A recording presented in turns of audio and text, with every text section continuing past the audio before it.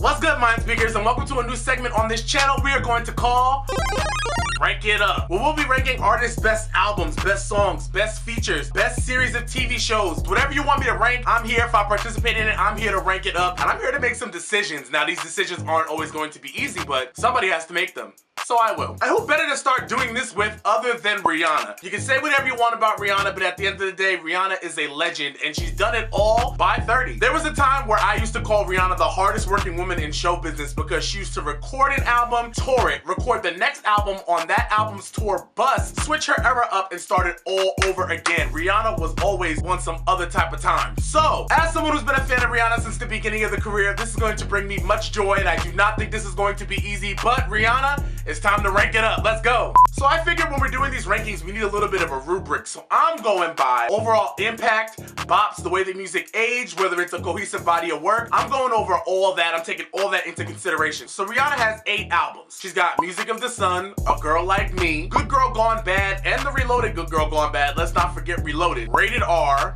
Loud, Talk That Talk, Unapologetic, and Anti. So on the base level, what am I gonna say the worst Rihanna album is? And when I say worst, I'm not saying that it's bad. I'm just saying what is her least quality body of work. I'm gonna say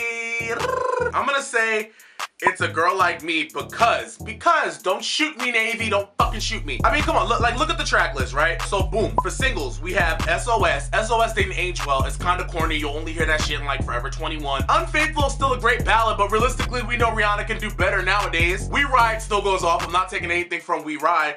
But then, you know, Break It Off. It's just certain songs that we just don't listen to. It's probably the least played. So I'm gonna say A Girl Like Me is number 8. Number 7. This is actually harder than I fucking thought it was gonna be. Holy shit. I'm gonna say Music of the Sun is number 7 because it's just primitive Rihanna music all around. Even though Pon the Replay and If It's Lovin' That You Want, those two songs still go off and they're still bops. They still rank high in the Rihanna catalog. So that's why I put it above A Girl Like Me, but I just feel like the rest of the album was kind of like, what? And that's why she released another one next year. So I'm gonna go ahead and rank Music of the Sun at number 7. Number 6, this is when it gets crazy. This is when we gotta start making some fucking decisions. Don't leave me no nasty comments over this shit either, because this is my opinion. Okay, fine. Because I think I do what I was gonna do, but now I can't do it.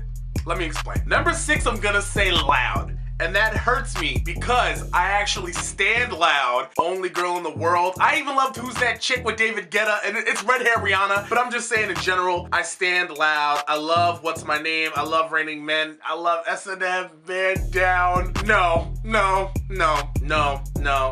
Yeah, listen, so I'm in a battle in my head between Loud and Unapologetic because when Unapologetic came out, I did not like that album at all. I did not like it. I thought it was trash. I thought it was Rihanna's worst album to date, right? So because of that, I really wanted to come up in here and I wanted to just throw Unapologetic low and say fuck y'all, but I think my music taste has changed a little bit because this is a major pop album. But Unapologetic has songs on it like Fresh Out the Runway when she's like, Missy a walk, da da da da da dee doo. Like, that's not music. I'm sorry. Numb was stupid. Jump was stupid. Nobody's Business is a great song, but it was a dumb decision. Like, there's so much shit. Get It Over With I did not like. But damn. But you can't fuck with Love Without Tragedy. You can't fuck with Mother Mary. Love Song, Pour It Up. God, Diamonds. God damn it, Rihanna. I think I'm gonna have to put Loud at number 6, and I'm pissed because I love Loud. Oh fuck. Loud is number 6. But that brings me to number 5, and number 5 is gonna be Unapologetic. Here's why I give Unapologetic number 5. The music, even though the hits were hits, the rest of the album, it just sounded rushed. You know what I mean? It just sounded like the hits were what they were. Like, we knew we were gonna get Poured Up. We knew we were gonna get Stay. We knew we were gonna get Diamonds. But Fresh Out the Runway, Numb, like, what were those songs for? It just didn't make any sense. Nobody's Business was like, oh yeah, well, I know he beat my ass, but like, we love each other, so what you gonna do about it, nigga? Like, it was just a dumb song. Like, and even though I like the song, it's just in hindsight, it's like, really?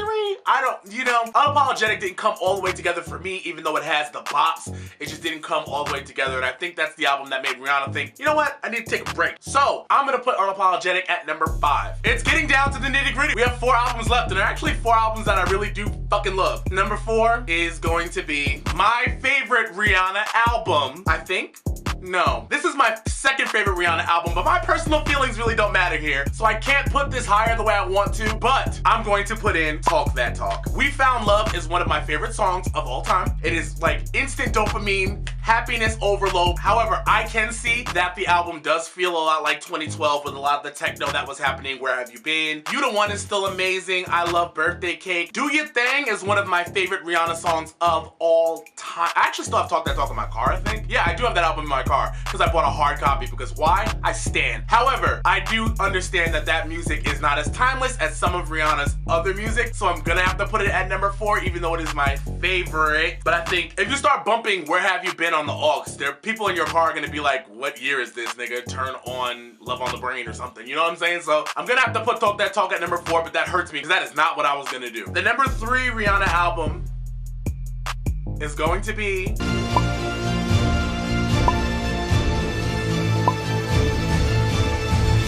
Anti. Now, I know a lot of you are like, why isn't Anti number 1? Like, what the fuck? Like, that's Rihanna's like best. Like, just shut up.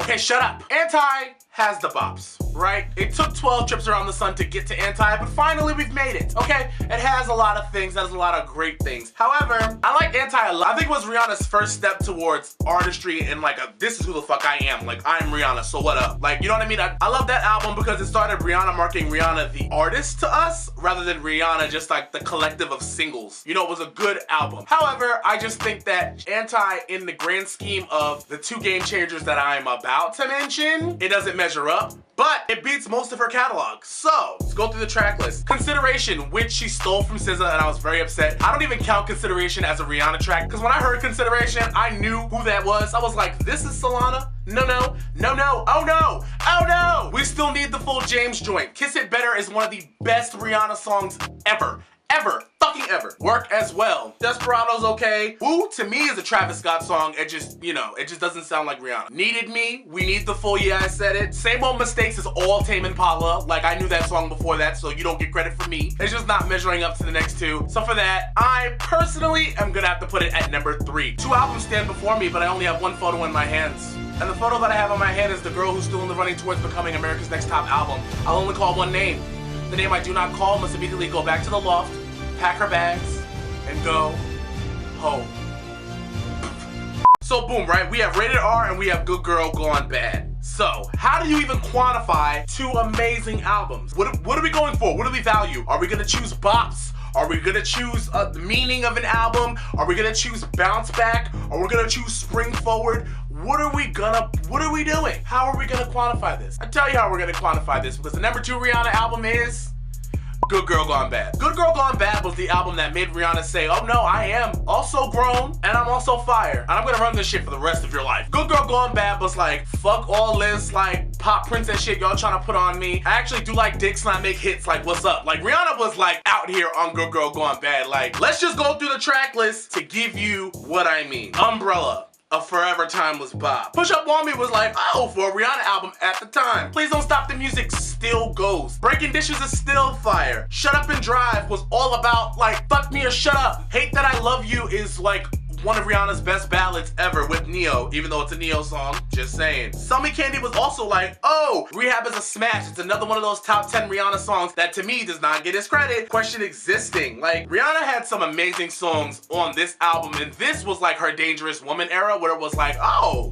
all right, woman, like, you ain't no little girl, my fault. That is what makes this album such a smash to me, is because it was a transitional era where Rihanna was like, you're not gonna tell me I'm a pop princess. I'm not a pop princess, I'm a bad bitch. Fuck you. And that's what I loved about this album, because everybody knew what to expect from Rihanna going forward. At least we thought we knew. The number 1 Rihanna album is, of course, the legendary, the iconic, the show-stopping, the angry, the grungy, the rock-tinged, like still R&B but pop, all the genres in one, angsty, fucking just legendary Rated R. Rated R is the best Rihanna album ever, and it will forever be the best Rihanna album ever, because Rihanna and Chris Brown were a power couple. They were like the young, dare I say it, but I'm gonna say it, and you don't have to fucking like it. They were the young Beyonce and Jay-Z, the black Britney and Justin. It was like black pop R&B royalty. And for it to end the way that it ended, it was not supposed to happen that way. And so everything was in disarray at that point. And we see how Chris decided to handle the way things go. Granted, people treated Chris way different than they treated Rihanna after that, as they should have. But Rihanna could have bounced back into just saying, "Summer candy like it's summertime and something in my hand. Nothing happened to me. I'm fine. I'm gonna go back to just making pop music." Or she's gonna say, "This is actually hurtful. Going through a lot. I'm human. Let me channel what I'm feeling into my next era, into my next album." And she took all that. She wore all black. She fucking chopped her hair off and fucking did the side swoop thing. She made rock-toned music, and her first single was Russian Roulette, which was, you know, about suicide on a level that I don't think would even be able to be done today, because people are way more sensitive than they were in 2009.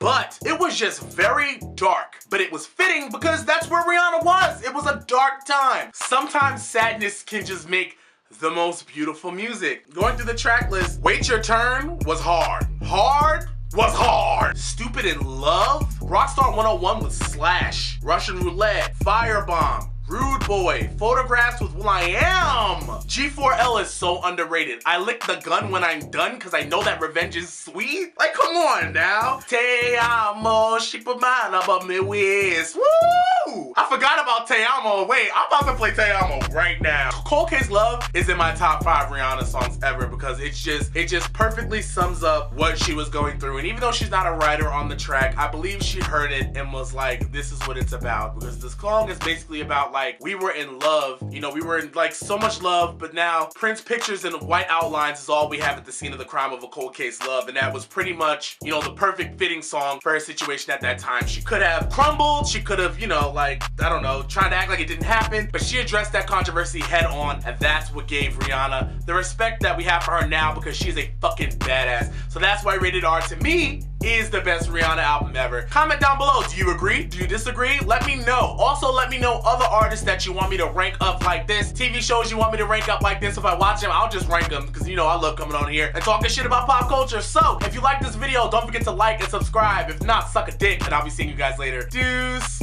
Because this is why you're single. And I know a lot of you are probably like, well, who the fuck are you to tell me? Bitch, do you want to get chose or not?